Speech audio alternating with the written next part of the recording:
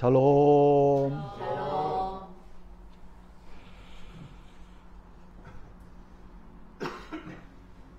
오늘은 우리 교회가 이 땅에 세워진 지 이제 9년차 되는 그런 날이죠. 참 하나님 앞에 무한히 감사하며 또 감사하는 그런 날입니다. 우리 교회에 세워진 그 과정을 조금만 설명하고 싶어요.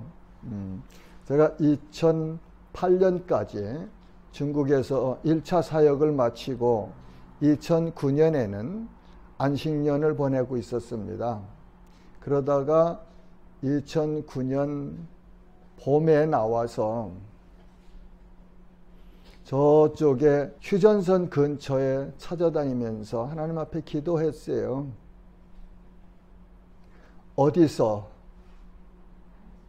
무릎 꿇고 하나님 앞에 이 나라의 복음화와 그리고 북한 복음화를 위해서 서야 될지, 어디서 살아야 될지 하나님 인도하시고 가르쳐 주세요.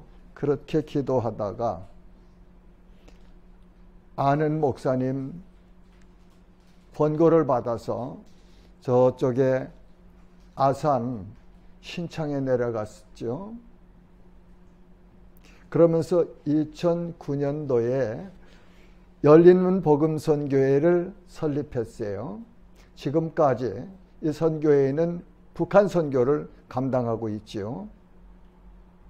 그리고 2009년도부터 예향원 건축을 시작했습니다.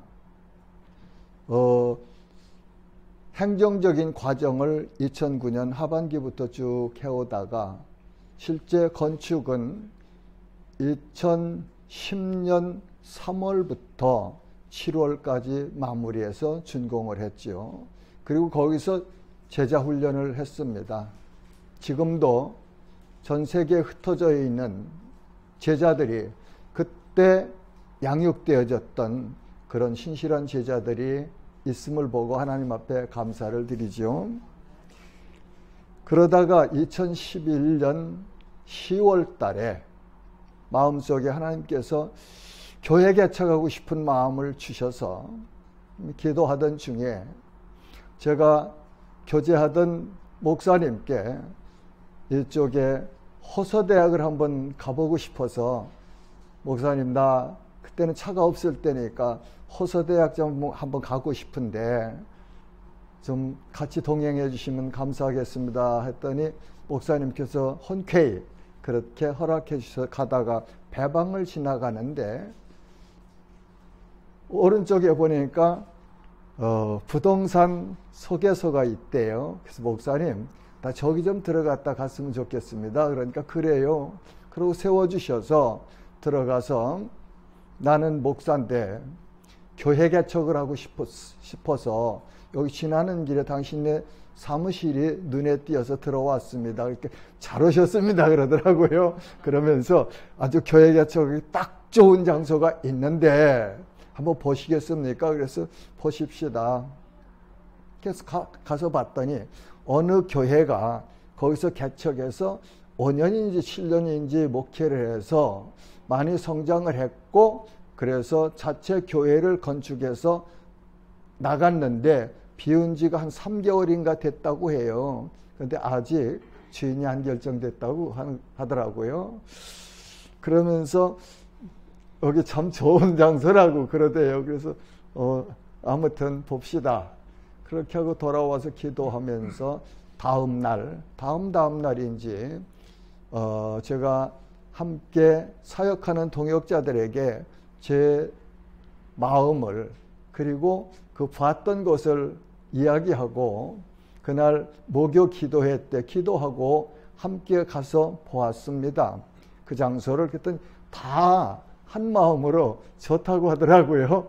좋으면 좋은 거죠. 합시다 그럼. 그래서 내려와서 가계약을 하고 그때는 아내가 미국에 있을 때였어요. 아내에게 전화해서 여보 나 돈 2만 불만 좀 송금해 주십시오. 그랬더니 해줬어요.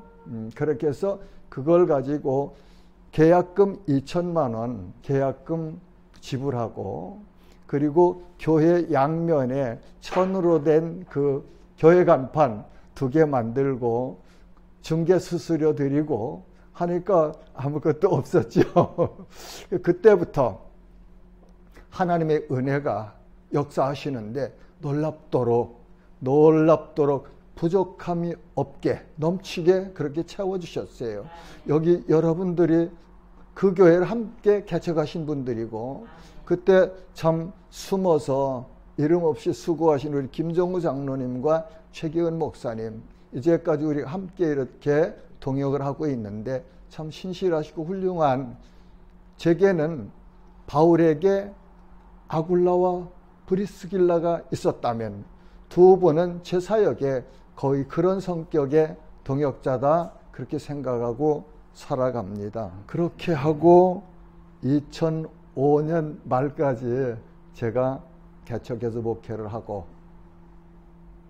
2015년 말에 저 사임했어요. 그렇게 하고 미국 들어가서 조금 쉬었습니다. 2016년 10월 달일 거예요. 서울 새생명교회를 개척하기로 결심하고 그해 12월 달에 종로 그 동대문 쪽에 예배 장소를 계약하고 예배를 시작했죠.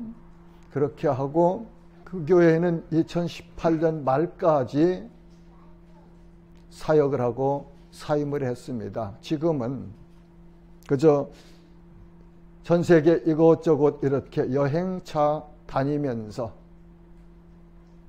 하나님께서 만나는 사람들에게 복음을 전하고,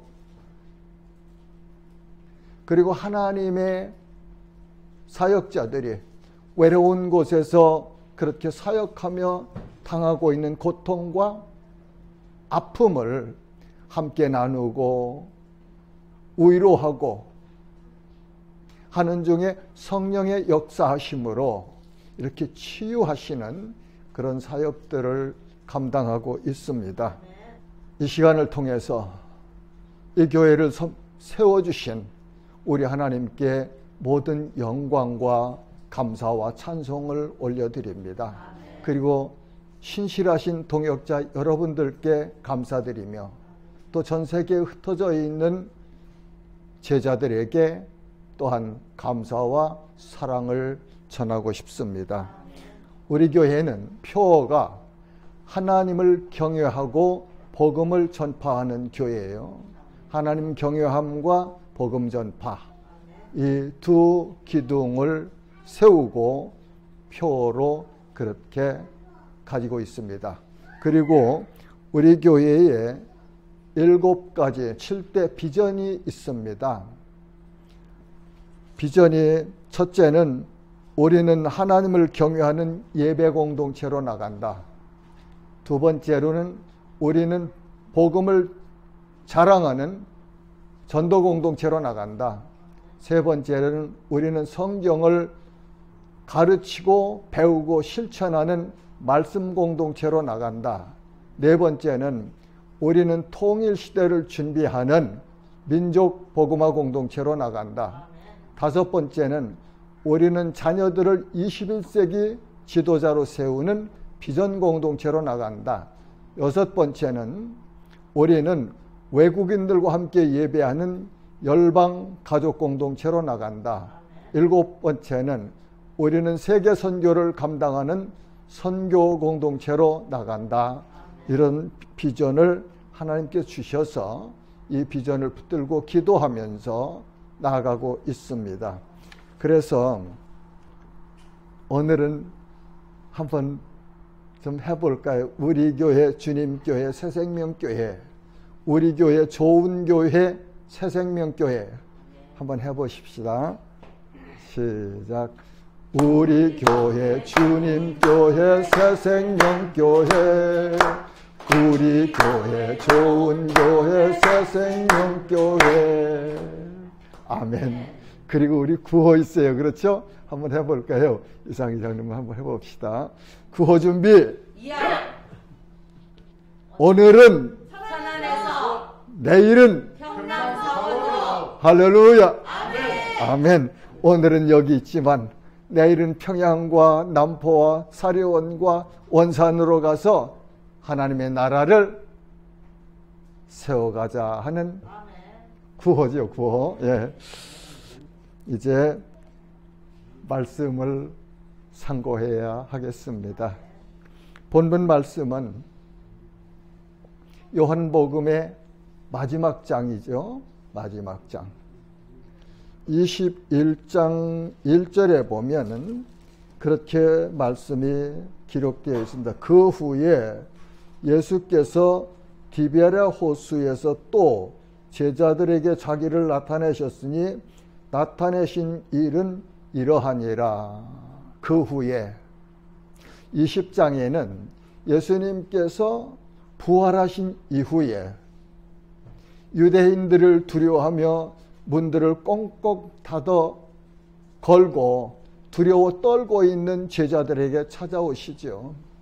오셔서 너에게 평강이 있을지어다. 샬롬. 너희에게 평강이 있을지어다. 그렇게 말씀하시고 찾아오셨어요. 첫 번째는 도마가 없을 때, 그렇게 10 제자가 있을 때 찾아오셨고, 두 번째는 도마도 있을 때 11 제자가 있을 때 찾아오셨죠. 그리고 오늘 보니까 세 번째 그렇게 나타나셨다. 요한은 그렇게 기록하고 있습니다. 그런데 오셔서 제자들이 갈릴리 호수에서 고기 잡고 있을 때 밤새도록 그물을 내리고 고기를 잡았지만 잡은 것이 아무것도 없었습니다. 그때 예수님께서 얘들아 너에게 고기 많이 잡았느냐 물으셨죠. 그러니까 아니요, 밤새 수고했지만 잡은 거 없습니다. 그러니까 뭐라고 말씀하셨죠? 그물을 배 오른편에 던져라. 말씀에 순종했더니 많은 고기를 잡았습니다. 그때 제자들이 예수님이신 줄 알고 육지로 나왔어요. 예수님께서 숯불 위에 고기를 구우셔서, 생선을 구우셔서 제자들에게 아침을 조반을 먹도록 그렇게 해주셨죠. 15절에 보니까 그들이 조반을 먹은 후에 집에서 먹은 것이 아니고 갈릴리 호숫가에서 예수님께서 친히 준비해 주신 조반을 먹었습니다. 특별한 조반이었죠. 그러시고 나서 예수님께서 베드로에게 말씀하십니다. 베드로에게 요한의 아들 시몬아 내가 이 사람들보다 나를 더 사랑하느냐 물으시네요. 요한의 아들 시몬아 내가 이 사람들보다 나를 더 사랑하느냐. 예수님이 부활하신 이후에 사복음서에 보면 여러 곳에서 사람들에게, 제자들에게 나타나신 기록이 있어요. 그런데 이렇게 베드로에게 독대하셔서 단독적으로 물으시고 사명을 주신 기록은 요한복음 21장 오늘 우리가 상고하는 15절에서 17절 말씀에 유일하게 기록된 내용입니다. 예수님은 이 땅에 오셔서 세 가지 일을 하셨죠. 천국 복음을 전파하셨고 성경 말씀을 가르쳐 주셨고 병든 사람들을 고쳐주시는 사역을 하셨어요. 그리고 마지막에는 이 땅에 오신 목적을 이루시기 위해서 십자가에서 못 박혀 죽으셨죠. 그 예수님이 부활하신 후에 여러 사람들에게 나타나셨는데 오늘 본문 말씀은 베드로에게 사명을 주시는 그런 내용입니다. 내가 나를 사랑하느냐고 3번 물으셨고 그 물으심에 주님, 내가 주님을 사랑하는 줄 주님께서 아시나이다 하는 베드로의 대답을 들으시고, 첫 번째는 내 어린 양을 먹이라고 하셨죠. 그리고 내 양을 치라 하시고, 그리고 내 양을 먹이라. 양은 이 말씀을 보면은 예수 그리스도의 양이에요. 하나님의 양이에요. 성도는 모두가 다 하나님의 자녀일 뿐만 아니라 하나님의 교회이고 하나님의 양이다, 그런 말씀이에요. 목사는 늘 이 사실을 기억하면서 목회해야 돼요. 내 양 아닙니다. 하나님의 양이에요. 존귀한 자들이에요. 하나님이 사랑하셔서 예수 그리스도의 목숨을 바꾸어서 사신 그렇게 존귀한 귀중한 존재들이에요. 양을 먹이고 양을 친다는 것은 어떤 의미일까요? 먹인다는 것은 양식을 주는 거예요. 그렇죠? 양식. 양의 양식이 뭡니까? 하나님의 양의 양식은 하나님의 말씀이에요. 성경 말씀이에요. 성경 말씀. 그리고 친다는 것은 양육하는 거예요. 훈련하는 겁니다. 훈련. 하나님의 사람으로 건강하게 하나님과 온전한 교통을 누리며 하나님 말씀대로 서갈 수 있는, 성장할 수 있도록 가르치는 거예요. 책망하고 훈련하는 거죠. 저 이 말씀 묵상하면서 이전에 제가 예양원에 있을 때 우리 강아지 한 마리를 얻어다가 키웠잖아요. 예양원에 있는 진실이라고 해서 예진실이라고 저는 불렀는데, 웬만큼 컸을 때 겨울 눈이 덮인 뒷산에 올라가려고 하면은 그 산과 길을 나누는 물 흐르는 수로가 있어요. 수로를 건너갈 수 있도록 나뭇가지로 걸쳐놓은 다리가 있었어요. 그 다리를 진실아 건너가자 그러면 안 와요. 안 건너려고 두려워서. 그래서 제가 앞에 가서 이제 이렇게 끌고 다니는 줄, 그걸 이렇게 끌어오면 안 와요. 안 와도 앞발을 딱 두 개를 이렇게 그 나무 다리 위에다 올려놓고 이렇게 하다가 펄쩍 뛰어서 온다고요. 그럼 저를 이렇게 쳐다봐요. 나 잘했지요? 그래서 잘했어. 박수다.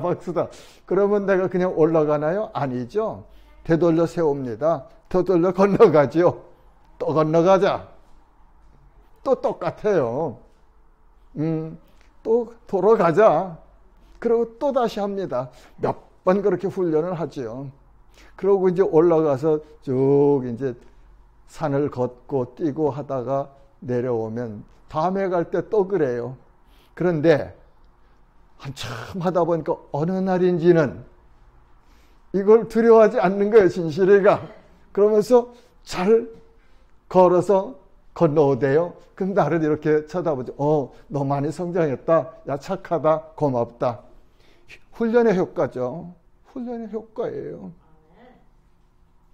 양을 친다는 것은 훈련입니다. 말씀을 가르치고 훈련을 통해서 성장할 수 있잖아요.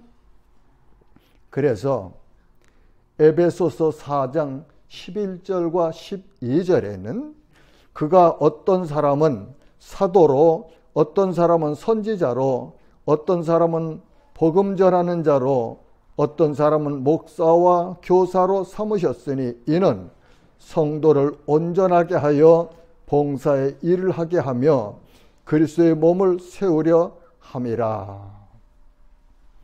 저는 그런 생각을 합니다. 이 세상에 태어나는 아기가 좋은 부모님을 만나는 것은 그건 참 큰 복이죠.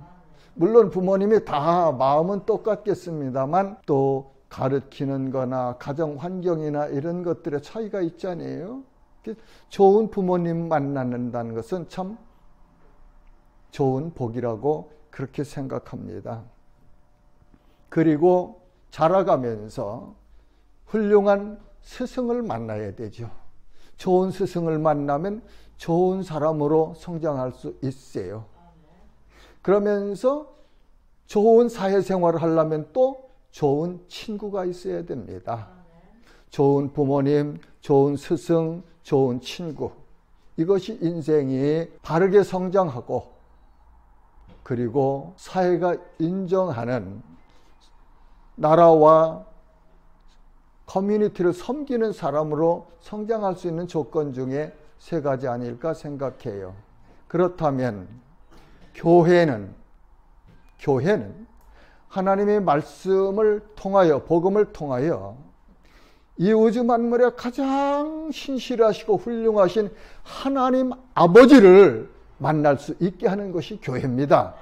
그리고 훌륭한 스승이신 예수 그리스도, 그리고 진리이신 하나님의 말씀을 통하여서 훌륭한 신앙과 인격을 갖춘 사람을 성장시키는 것이 교회다. 그리고 성도들 서로 사랑하며 하나님께서 받은 그 사랑을 내가 받았기에 그 사랑을 이웃에게 나누는, 사랑하는, 신교할 수 있는 성도들이 있기 때문에 교회는 훌륭한 아버지와 훌륭한 스승과 좋은 친구를 함께 소유하고 누릴 수 있는 공동체다. 저는 그렇게 생각을 합니다. 자, 사랑하는 동역자 여러분, 사랑하는 지체 여러분, 성장하고 싶으십니까? 배우셔야 됩니다. 배우셔야 돼요. 성장하고 싶으면 배우시고, 나 아무렇게나 살고 싶으면 안 배워도 할 수 없죠. 그러나 분명한 것은 배우지 않고는 성장할 수 없습니다. 아니요, 내 마음대로 믿고 싶은데요. 예, 내 마음대로 믿으면 내가 가지고 있는 경험과 지식의 한계만큼밖에는 하나님을 알 수가 없어요. 내가 하나님을 만들어가는 게 그건 아니에요. 그건 성경에서 말씀하시는 바른 신앙 성장은 아니에요.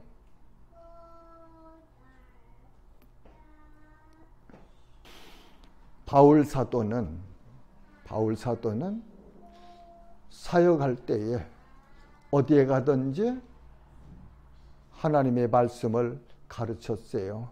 사도행전 18장 8절에서 10절에 보면은 바울이 회당에 들어가 석 달 동안 담대히 하나님 나라에 관하여 강론하며 권면하되 어떤 사람들은 마음이 굳어 순종하지 않고 무리 앞에서 이 도를 비방하거늘 바울이 그들을 떠나 제자들을 따로 세우고 두란노 서원에서 날마다 강론하니라.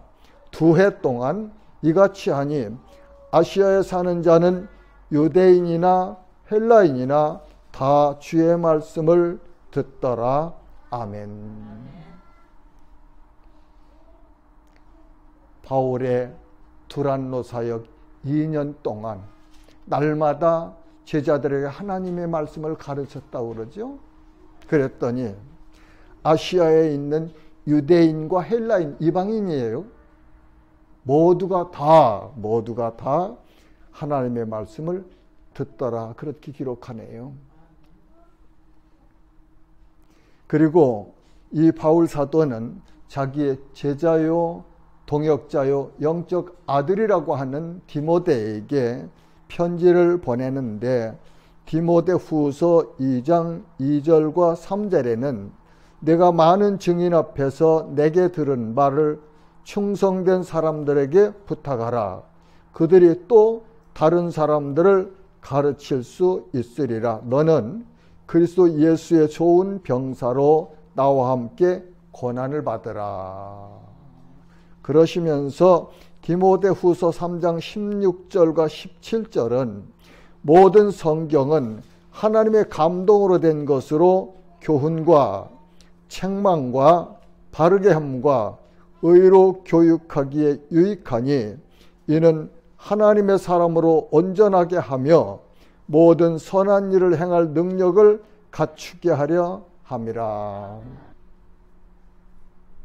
우리 교회 개척해서 첫 주일 예배 후에 오후 시간에 성경 공부 시작했습니다. 첫날부터 성경 공부해서 이제까지 쭉 왔는데 올해는 코로나 바이러스로 인해서 지금은 쉬고 있는 중에 있는데 마음이 퍽 안타깝습니다. 마음이 참 안타까워요. 여러분들 기도하시면서 어떻게 해야 될지를 여러분들 스스로 하나님의 인도하심을 받으세요. 그리고 하나님의 말씀을 공부할 수 있도록 그렇게 결단하시면 좋겠습니다. 세상은 언제든지 하나님의 사람들이 예배하는 일을 방해하고 하나님의 말씀을 가르치고 배우는 일을 방해하는 것이 세상의 세력이에요. 왜요? 예수님 말씀하시죠. 요한복음 보니까 예수님을 미워하신 것처럼 세상은 너희도 미워할 것이다. 왜? 내가 너희를 불러서 내 것이 되었기 때문에 세상이 너희를 미워할 것이다. 그러지 않아요?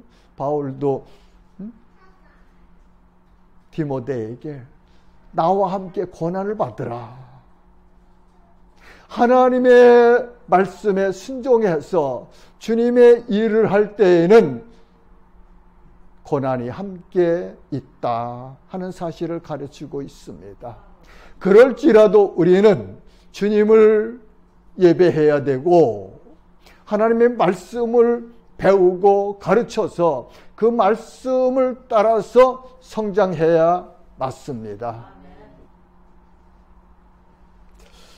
이렇게 주님께 내 어린 양을 먹이라, 내 양을 치라, 내 양을 먹이라 하는 사명을 부여받은 베드로 사도는 그가 오순절날 성령이 임하셔서 성령의 능력으로 가는 곳마다 복음을 증언했고 그리고 예수 그리스도의 죽으심과 부활을 그는 담대히 증언했습니다. 그리고 예수를 믿는 자는 구원을 받는다는 이 복된 소식을, 이 기쁜 소식을 가는 곳마다 전하였습니다.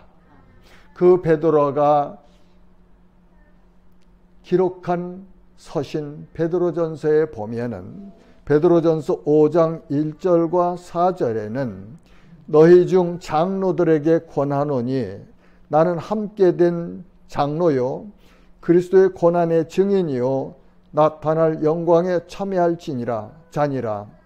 너희 중에 있는 하나님의 양무리를 치되 억지로 하지 말고 하나님의 뜻을 따라 자원함으로 하며 더러운 이득을 위하여 하지 말고 기꺼이 하며 맡은 자들에게 주장하는 자세를 하지 말고 양무리에 번이 되라. 그리하면 목자장이 나타나실 때에 시들지 아니하는 영광의 관을 얻으리라. 이 목회자의 직분 참 아름답고 복된 것입니다.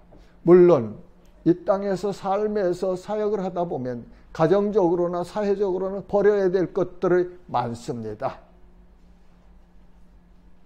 그리고 오로지 한 길 주님을 바라보면서 주님이 원하시고 주님이 명령하신 그 명령을 따라가는 것이 목회자의 삶이에요. 외로울 때 많습니다. 그럴 때마다 위로해 주시는 하나님의 위로가 마음속을 다스려 주시기도 하고